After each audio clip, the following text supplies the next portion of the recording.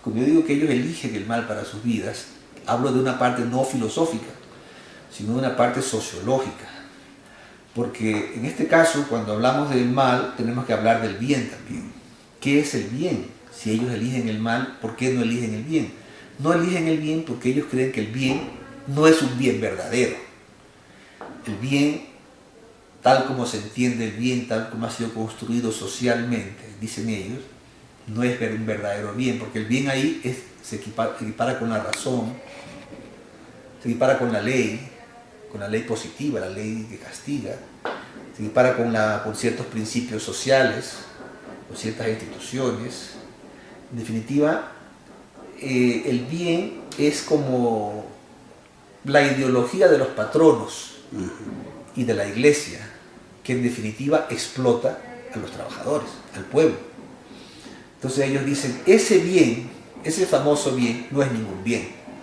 Porque si no satisface la vida de las mayorías, quiere decir que no es un bien. Ese bien en realidad es un mal, dicen ellos. Por eso es que, por ejemplo, Proudhon, que es uno de los autores a quien ellos la leían, llegó a decir, el mal es Dios. Entonces, desde ese punto de vista es que ellos dicen, nosotros elegimos el mal en el sentido de que, ¿sigo hablando? Sí. En el sentido de que no nos gusta vuestro bien. Ese bien vuestro no nos gusta, no es ningún bien de verdad. Y lo que vosotros llamáis mal, sí que nos interesa, porque no es ningún mal, es un bien. ¿Por qué? Pues porque eso que llamáis mal es la verdad de los hombres, la verdad de los seres humanos. Te pongo un ejemplo claro. El bien en un determinado momento, bien desde el punto de vista de la moral, de la ley, prohíbe la homosexualidad, rechaza la homosexualidad en un momento dado de la historia. Ese es el bien. Sabes que ha estado castigado y rechazado socialmente, moralmente el bien. La iglesia decía que era una inmoralidad la homosexualidad hasta hace 4 días. Bueno, todavía lo dice. Ese bien, dicen ellos, no es ningún bien, porque entonces quiere decir que la realidad de un homosexual no puede ser, no lo puede vivir. Lo deja insatisfecho. Eso no es ningún bien. Para el bien, la homosexualidad es un mal. Entonces ellos dicen, pues nosotros elegimos el mal, porque esa es la realidad del hombre, es la realidad del ser humano. Lo mismo pasa si yo, el bien quiere decir todo lo que está en el mundo de hoy, el mundo del progreso, ¿no? El mundo del progreso es el mundo del comercio, de la industria, del lucro, etc. Ese mundo está basado en el bien, rechaza todo lo que no sea productivo desde el punto de vista económico, que lo considera el mal. Ellos dicen, pues nosotros sí que atendemos a esa parte que ustedes rechazan, porque esa parte es muy creativa, esa parte produce muchas satisfacciones, la parte de los afectos, de las pasiones, de los sentimientos. Ustedes lo rechazan, pero nosotros no lo rechazamos porque es una parte del hombre importante. Ustedes solamente eligen el hombre público, el hombre que sirve al trabajo de la producción, etc. Pero eso no es todo el hombre. Hay una parte que es el hombre íntimo, el hombre escondido. Esa es una realidad indiscutible que no tiene por qué ser negada, no tiene por qué desaparecer. En definitiva, cuando ellos eligen el mal, eligen toda esa parte. Eso quiere decir, escritores malditos, quiere decir que la parte filosófica que te he dicho, que creen que el mal existe, y la parte sociológica que eligen una dimensión humana que la sociedad del progreso ha rechazado. Voilà, eso es lo que significa ser un escritor maldito. No es que haya demasiados escritores, es que ha cambiado de manera sustancial la naturaleza mismo de esta actividad. La literatura tenía como finalidad, como naturaleza, representar lo real. Esta otra cosa, que no sabemos qué es todavía, pero que no es literatura, no tiene esa finalidad. Tiene la finalidad pues, de hacer una mercancía para el placer, para el entretenimiento, para la venta. No sé, porque puede haber un autor de escritorio que represente con profundidad lo real. Está a solas en su escritorio y que produzcan obras muy potentes. El caso de grandes escritores que han representado el mundo admirablemente desde su habitación. se puede hacer desde una habitación, encerrado en una habitación, se puede representar el mundo de manera muy profunda. De hecho, hay grandes obras que están escritas así. Y al contrario, se puede estar en la calle, en el campo, donde sea, y no escribir más que banalidades. O sea que la diferencia no es estar en el escritorio y el campo. Es la sensibilidad. Es la sensibilidad, la capacidad de interpretar, la capacidad de analizar, la capacidad de representar. Es mucho más que el mero espacio físico. Jim Morrison también vivió con los medios de comunicación de la misma manera. O sea, ellos, los medios de comunicación actuaban entonces como actúan ahora. Lo que pasa es que Jim Morrison tenía una personalidad que le permitió una capacidad, en primer lugar, porque era un hombre muy instruido, Jim Morrison.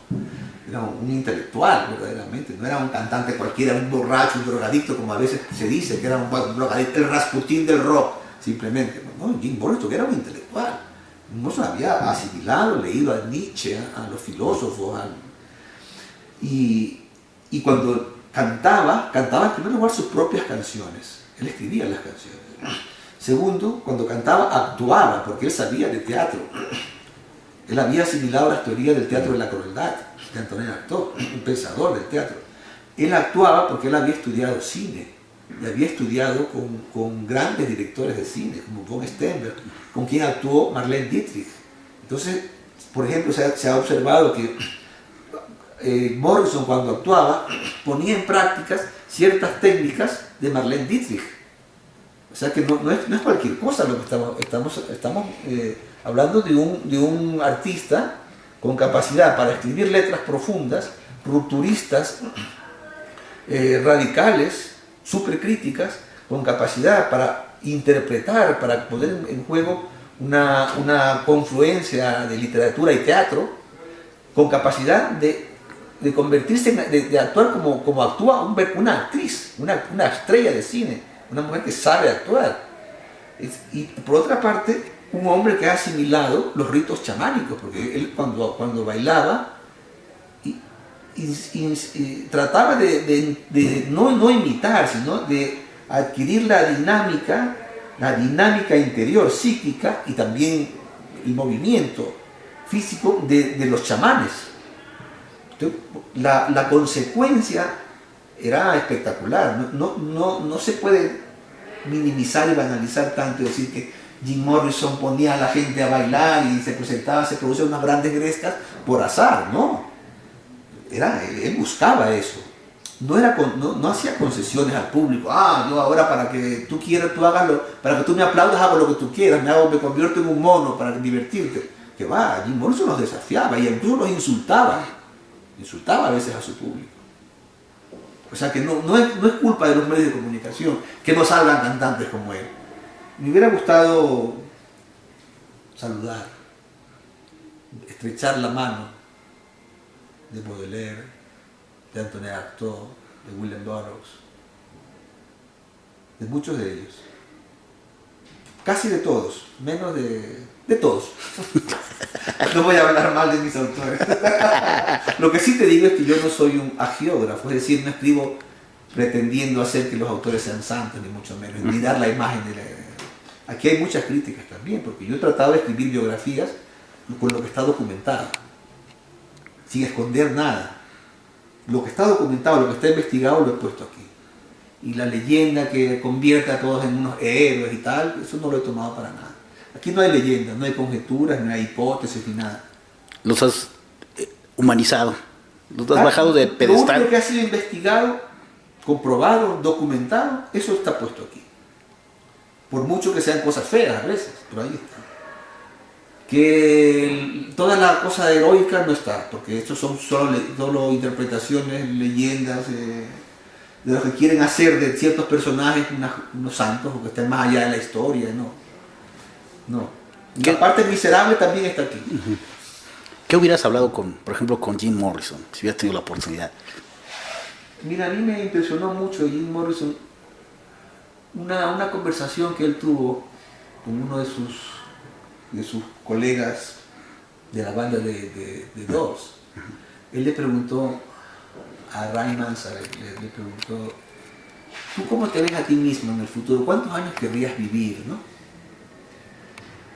Y el Mansa le dijo, bueno, yo quisiera vivir muchos años, 70, 80 años, me gustaría. Eran jóvenes entonces, muy jóvenes. Ah, dijo Jim Morrison. Y el otro, ¿y tú cuántos años querrías?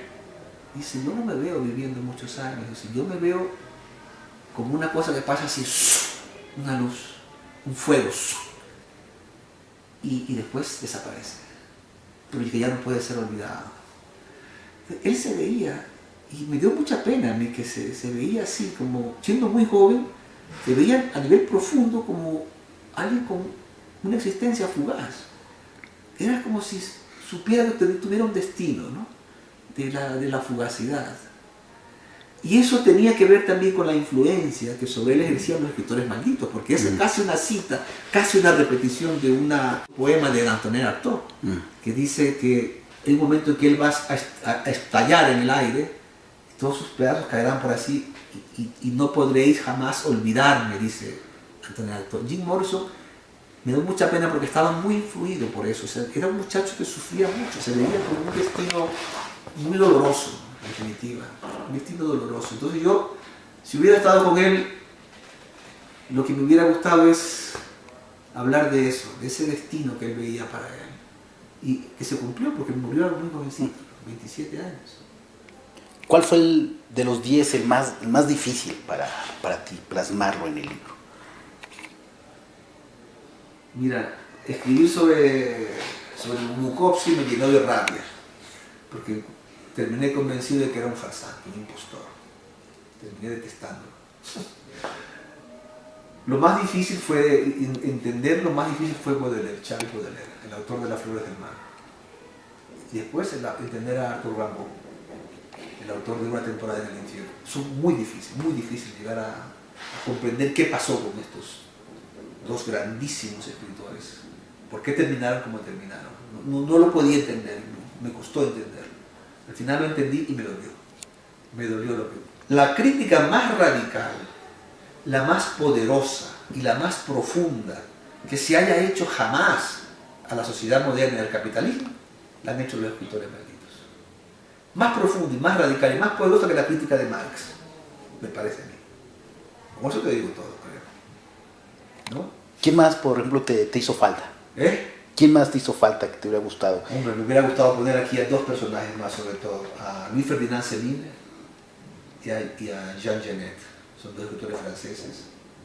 Jean Genet, un homosexual que luchó por los derechos de los homosexuales, que fue ladrón, que fue convicto, fue un expresidiario.